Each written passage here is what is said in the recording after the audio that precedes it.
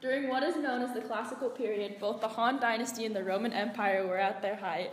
The Han Dynasty and the Roman Empire had similarities in that their political systems included both governments having their bureaucracy based on meritocratic systems, both having divine rulers, and both ended by 600 CE.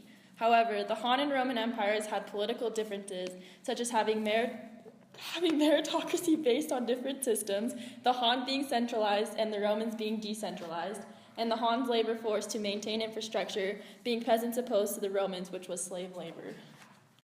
The Han and Roman empires both had political structures based on meritocratic systems. These systems didn't end at class equalities, but both empires recognized that those with higher skills were more capable of governing. However, in the Han Dynasty, men took the civil service exam in order to enter the bureaucracy.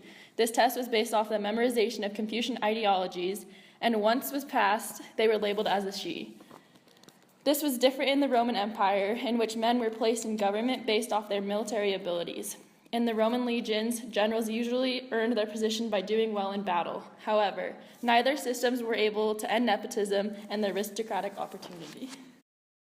In empires, there were divine rulers. In China, the Han believed that it was the emperor's divine right to rule, and the idea was supported by the mandate of heaven, where if the emperor was ruling well, there wouldn't be peasant rebellions or floods. This was different in Rome because even though the emperor was seen as divine, it didn't mean that he was automatically worthy of rule, so it was more acceptable to overthrow him. He was centralized, centered on a divine ruler of many bureaucrats who reached down to the local level to collect taxes from the peasants. This was very different when compared to the Roman Empire, which was very decentralized.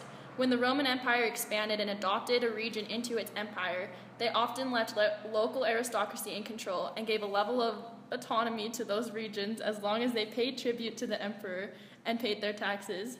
This meant that the more the Romans expanded, the more the empire became decentralized.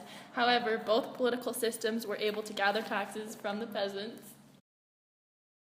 Both used a form of coerced labor in order for state projects to be completed. They had this forced labor because it wasn't enjoyable to do state projects for people because it was manual labor, and the state didn't want to pay for these projects. However, in the Roman dynasty, the majority of labor was slave labor, though some were peasants, that completed roadworks and other jobs, compared to the Han, where some of the peasants were the ones that did the labor.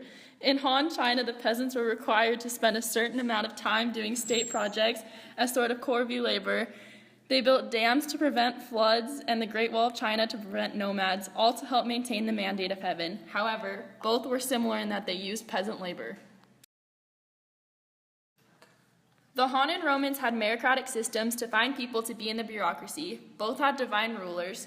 The Han were centralized while the Romans were decentralized, and both empires used coerced labor to build and maintain infrastructure. Also, both empires ended by 600 CE.